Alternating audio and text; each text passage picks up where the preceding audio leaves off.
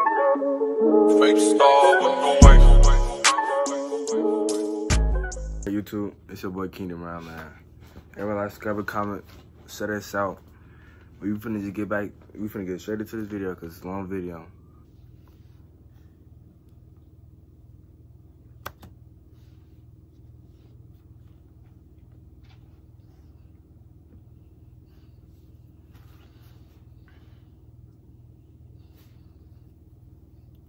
The first ever medal of honor to be recorded in the video catch by you. Hold on, cause my volume ain't working. Hold on. 18. Oh, my volume not even working.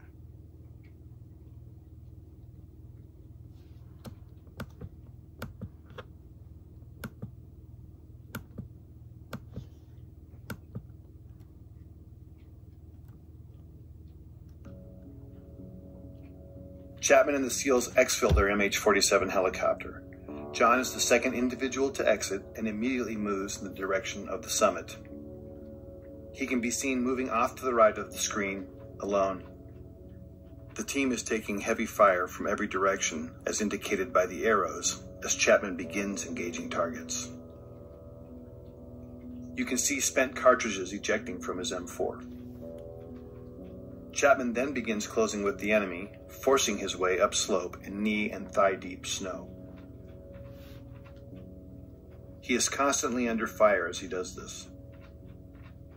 Chapman's team leader begins to close on Chapman, following his trail through the snow. The dark mass above Chapman is a fortified bunker containing 2 enemy fighters, each armed with AK-47s, who are firing down on the team in the darkness. This bunker will come to be known as Bunker Number 1. To the left of the tree and Bunker 1 is another gray mass. This is a rock outcropping that came to be called the Boulder. Between Bunker 1 and this boulder can be seen the body of slain SEAL Neil Roberts, the man Chapman and the others are attempting to recover.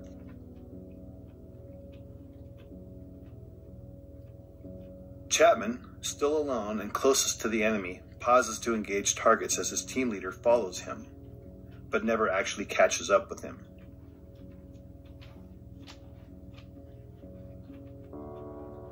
Chapman, on his own, now makes the decision to charge directly into the enemy bunker, despite withering point-blank fire.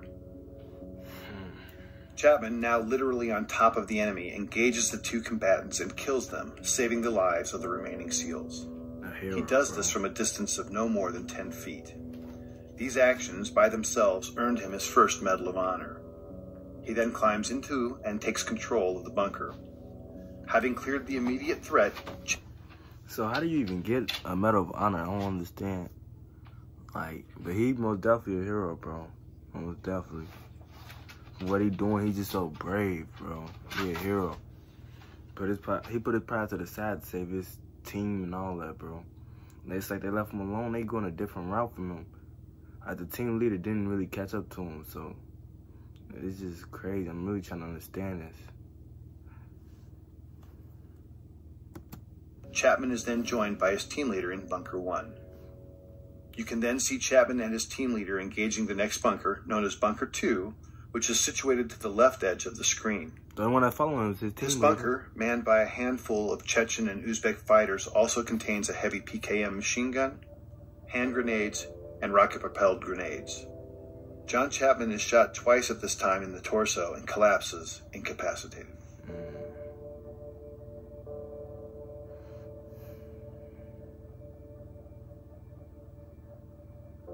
You are now looking at a new angle, and at the left of the screen can be seen the 2-man fire team and team leader on top of the boulder. Just below it is Bunker 1 with the mortally wounded Chapman. One SEAL can be seen firing his modified M60 machine gun from the hip into Bunker 2 on the right side of the screen until he is struck by grenade shrapnel and tumbles 10 feet off the top of the boulder, collapsing at the feet of his team leader, thus setting off a chain of events that would lead to the SEALs abandoning Chapman on the summit. The wounded SEAL and the team leader can be seen conferring about his injuries. Moments later, the SEALs decide to retreat from the summit because their position is untenable in the face of continued massive enemy firepower. They can be seen moving toward the right side of the screen and passing the body of Neil Roberts. Unfortunately, the SEALs do not pass John Chapman, who is above them and inside Bunker 1.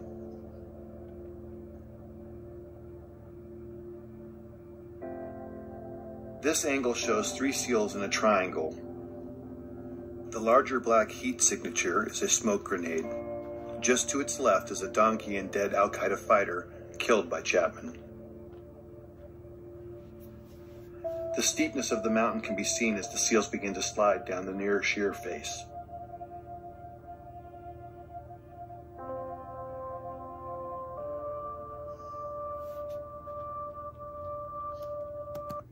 Did it say how long ago was this? I don't think it did. Did it say how long ago was this? Cause this March 4th, 2002. So he saved the lives of his entire SEAL team and another 18 members of a quick reaction force to earn America's highest honor. Yeah, he deserved that. He deserved that.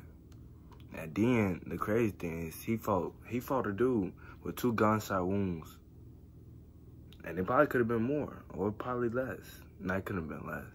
Probably more. That's crazy. He fought some dudes with 2 gunshot wounds, hand to hand, and still losing.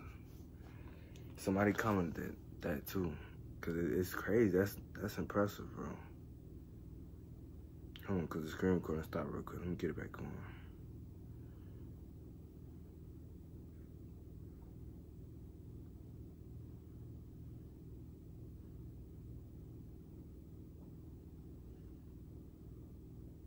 Hey, did it even save? Okay, no, it didn't save.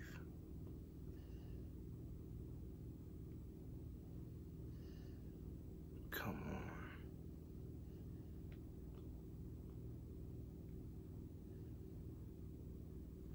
That's crazy, it didn't save. I'm about to go back. That's gonna be taking all day.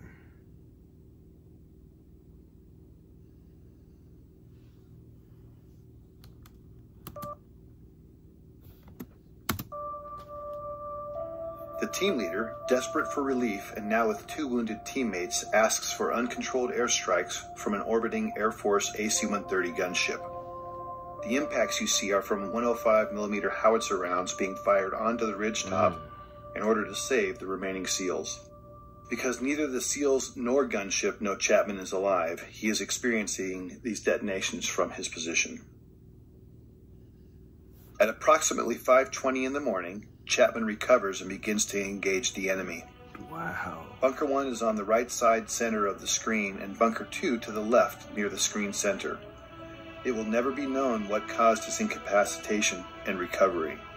Of the 2 rounds that originally wounded him, at least 1 was mortal, and at this time he is experiencing severe blood loss and shock. Despite that, he begins his one-man stand against 24 enemy combatants. During this time, Chapman initiates a series of radio calls, many of which are heard by a fellow combat controller and teammate of his and Delta Force operators on a nearby summit. Despite this combat controller's replies, Chapman never acknowledges whether because of damage to his equipment or himself will never be known. This new angle and footage shows Chapman at the top, identified by the green dot under the tree at Bunker 1. The lower center of the screen shows the first enemy fighter who is about to charge Chapman in the hopes of killing the American. The timestamp at the bottom shows it is now 6:05 in the morning and fully light. He's been fighting alone now for 40+ minutes and has received more gunshot and shrapnel wounds as a result of the fierce combat. Wow. This scene shows the second of several enemy charges. In this stunning display of determination and courage, Chapman can be seen fighting hand-to-hand with the fighter. In the larger screen display can be seen additional enemy moving on to the summit. But right now, John Chapman is fighting for his life. And he bleeding out. He fighting for his life. And then he probably giving like commands, like let him know that he probably still alive, and they probably never even came, man. That's sad. It's just sad.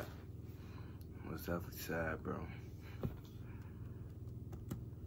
For his life. 6 minutes later, in this new shot, Chapman can hear another helicopter approaching the summit. He is in the bottom center of the screen underneath the tree and can be seen in the magnified inset box as he begins his desperate final stand to save the lives of the 18 men on the helicopter. The red dots are enemy fighters. John begins engaging the enemy in multiple directions and is rapidly approaching the last of his ammunition. The helicopter contains a quick reaction force comprised of Rangers, pararescuemen, and another combat controller. It is now 6:13 and the helicopter is short final. The enemy is desperately trying to displace Chapman so they can put heavy weapons or rocket-propelled grenades in Bunker 1 while simultaneously engaging the helicopter. With the choice to save his life or the lives of his unknown comrades, Chapman makes the decision to climb out of the bunker and begin firing in multiple directions as can be seen in the inset. Suffering from as many as a dozen wounds, Chapman is in fact already in the process of dying. As he fights, the helicopter is struck by a rocket-propelled grenade and makes a remarkable controlled crash just below Chapman and the summit. Chapman, now off-screen, continues to cover his comrades as they pour out of the stricken helicopter. Some of them are fatally shot as they exit. These images, with Chapman fighting the enemy at close quarter, are the last to show him alive and in this heroic act, thus qualifying for his second Medal of Honor. Ultimately, Chapman would expend all but the last few rounds of his ammunition, until, finally, after 16 bullet and shrapnel wounds, Chapman succumbs when he is shot through the heart. We will never know his final thoughts or words, but what we do know is his decisions and actions single-handedly saved the lives of 23 comrades. For more information about John Chapman's amazing story and the details about this mission, visit danschillingbooks.com or your favorite book retailer to obtain a copy of the Chronicle of His Life, Alone at Dawn.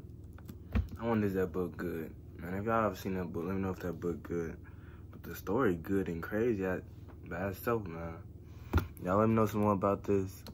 Rest in peace. Rest in peace, man. Good. Rest in peace to John Chapman. He most definitely a hero for what he did. He most definitely brave for what he did, man. That is just so crazy that I'm just not hearing about this too. I'm finna be 18 and just not hearing about this. Why don't they talk about this in school now? This is crazy, man.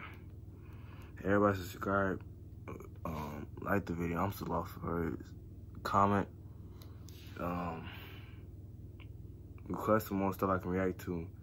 That's really it, man. I'm finna get from out of there. Alright, y'all.